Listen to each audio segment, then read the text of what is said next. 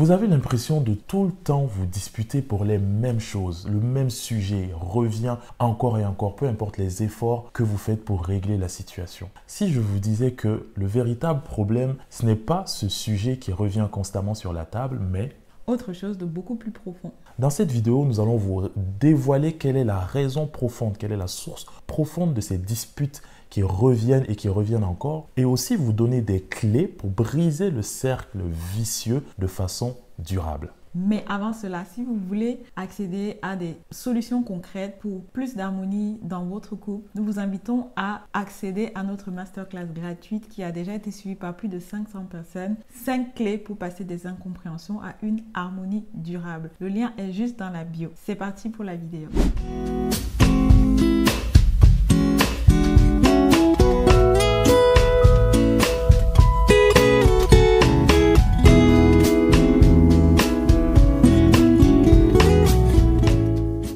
Pourquoi les disputes se répètent? Ce que vous ne voyez pas, on va en parler maintenant. La véritable raison, c'est que ce sont des besoins non exprimés ou non satisfaits, tout simplement. Et quand on parle de besoins, ce n'est pas forcément des besoins physiologiques comme manger, boire et autres, mais c'est des besoins équivalents, mais plutôt sur le plan affectif, émotionnel. Ça va être souvent des désirs profonds qui contribuent vraiment à notre équilibre en tant que personne. Notre épanouissement aussi. Voilà, le besoin d'être entendu, respecté et aimé ou soutenu. Et quand dans votre relation, vous avez le sentiment que l'un de ces besoins n'est pas comblé, en fait, ça va créer des frustrations qui vont se manifester par des disputes répétées. Prenons l'exemple d'un couple qu'on va appeler Luc et Sarah. Imaginons que Luc passe énormément de temps sur son téléphone et ça crée souvent des disputes entre Sarah et lui. Peut-être que vous avez déjà vécu... Peut-être que c'est toi, Luc, hein? Peut-être que vous avez déjà vécu cette situation. Le téléphone, c'est quand même un outil qui revient souvent dans les problématiques de couple ou autres, de famille même.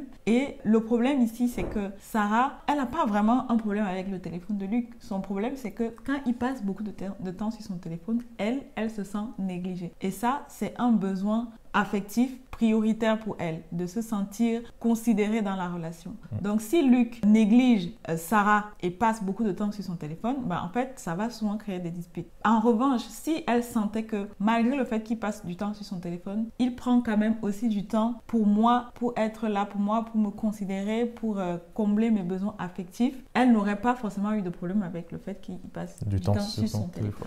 Il y a ce qu'on appelle des cycles toxiques ou tout simplement des erreurs qui alimentent les disputes dans votre relation. La première, c'est ce qu'on appelle l'effet miroir, où vous avez peut-être déjà entendu qu'une personne blessée, c'est une personne qui blesse. Et en fait, c'est vrai.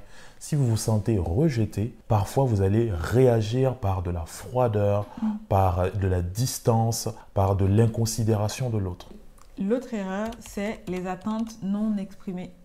Parfois, tu es là, surtout les femmes, tu es là, tu aimerais que ton mari te fasse plus de câlins, plus de bisous. Mais comme tu as vu dans les films que le mari de la femme là, il avait l'air de deviner ce dont elle avait besoin. Tu te dis, comme il m'aime, il est censé savoir. Et ça crée de la frustration en toi, ça crée un besoin non comblé en toi. Ça, c'est une chose. C'est-à-dire que peut-être que le besoin n'a pas été exprimé. Et l'autre ne sait pas forcément à quel point c'est quelque chose qui est important pour toi. La deuxième chose, c'est que peut-être que tu l'as exprimé et que l'autre ne le prend pas au sérieux. Mais le résultat est le même, c'est que ça crée un besoin non comblé. Et il faut vraiment comparer les besoins affectifs non comblés. C'est un peu comme les besoins physiologiques non comblés. C'est-à-dire que, imaginez quand tu as faim, quand tu as sommeil, quand tu as soif, comment tu te sens? C'est la même chose, mais sur le plan émotionnel. Et parfois, comme c'est des besoins invisibles, on a l'impression que ça n'a pas d'importance. Mais ça a aussi une importance et il faut les considérer. Il faut faire la différence entre les besoins affectifs et les caprices. D'accord? Il ne faut pas confondre les besoins affectifs d'une personne et le fait que cette personne fasse des caprices. La troisième erreur ou le troisième cycle toxique, ce sont les blessures du passé qui n'ont pas été réglées. Les situations que vous avez vécues par le passé, que peut-être vous avez enfouies ou dont vous n'en avez pas parlé et du coup sont restés là dans votre cœur. Il y a de la frustration qui s'est accumulée. Et en fait, à chaque fois qu'une nouvelle situation se représente, ça vient comme réalimenter, mettre du carburant, mettre de l'huile sur le feu et ça repart de plus belle. Et à chaque fois, vous continuez à revenir sur le même sujet et encore la blessure est ouverte et ça fait encore mal. Donc maintenant, on va vous partager 3 pistes pour améliorer cette situation-là dans votre couple. La première chose, c'est d'identifier le véritable problème, le véritable besoin, parce que vous avez compris que derrière les disputes répétées, en vrai, il y a des besoins, qui n'ont pas été comblés. Donc là, aujourd'hui, si vous avez un sujet de dispute qui revient souvent, posez-vous la question, en tout cas, si c'est toi qui es concerné, demande-toi quel est réellement le besoin que j'ai qui fait que je me sens frustrée et qui fait que ça escalade toujours en dispute dès que ce sujet-là arrive sur la table. Peut-être ça peut être un besoin émotionnel, besoin de contact physique, besoin de passer plus de temps, de qualité. C'est toi qui pourras mettre le doigt dessus. Ou alors c'est peut-être que tu te sens négligé, tu te sens pas considéré, pas entendu, pas respecté, pas soutenu dans la relation quand l'autre a certaines attitudes. Mais ça, il n'y a que toi qui peux mettre le doigt là-dessus. Et le verbaliser, c'est très important de l'extérioriser parce que parfois, on s'attend à ce que l'autre devine des choses en disant juste voici notre frustration.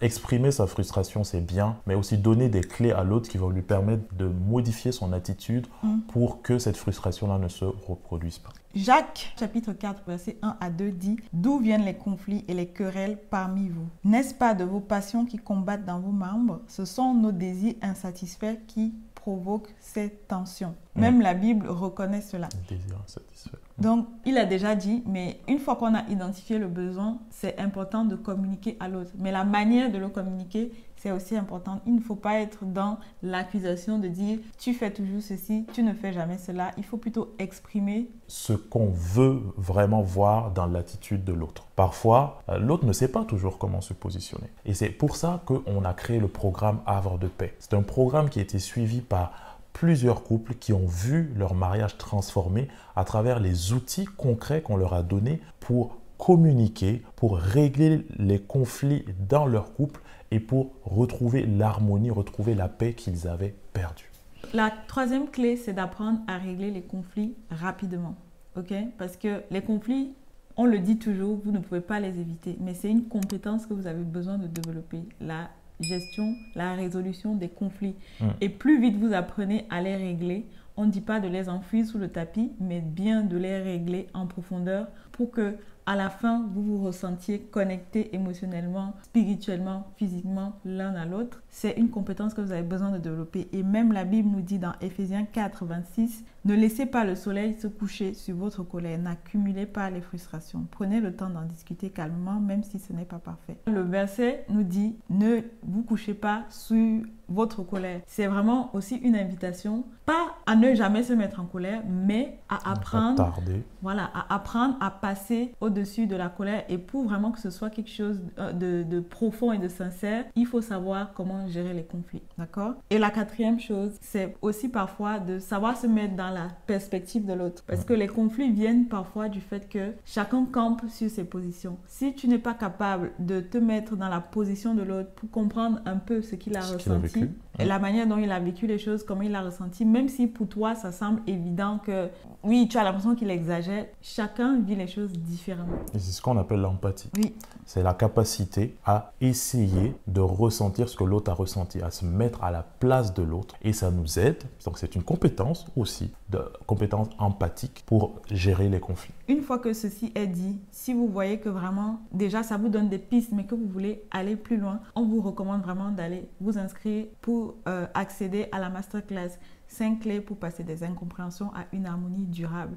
Et si vous voulez encore aller plus loin, rejoignez la formation Havre de paix qui est accessible à tout moment, qui est une formation en ligne en fait que vous pouvez suivre quand vous le souhaitez, à votre rythme. Dites-nous maintenant dans les commentaires, est-ce que vous vous reconnaissez dans ce qu'on a partagé? Est-ce que vous avez déjà vécu ce genre de situation où il y a une dispute qui revient souvent, un sujet où dès que vous le mettez sur la table, ça explose. Ça explose et vous avez l'impression que c'est un cercle vicieux? Dites-nous dans les commentaires. Si cette vidéo t'a béni, n'hésite pas à la liker, à t'abonner à la chaîne Mariage épanoui avec Dieu. Pour plus de vidéos qui vont t'aider à bâtir un mariage épanoui avec Dieu. À très vite. À très vite.